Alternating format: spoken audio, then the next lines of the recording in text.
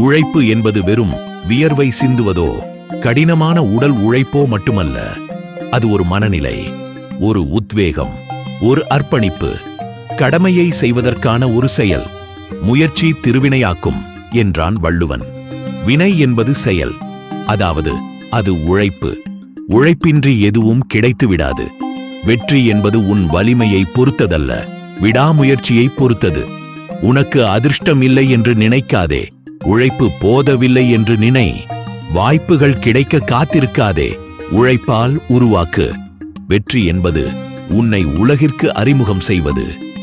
தோல்வி என்பது உன்னை உனக்கே அறிமுகம் செய்வது. கடிகாரத்தை பார்க்காதீர்கள், நீங்கள் வேலை செய்வதில் கவனம் செலுத்துங்கள். முன்னேறுங்கள். தோல்வி உன்னை துரத்தினால் நீ வெற்றியை நோக்கி ஓடு. நம்மை உடைத்த நாள்களே நம்மை உருவாக்கிய நாள்கள்.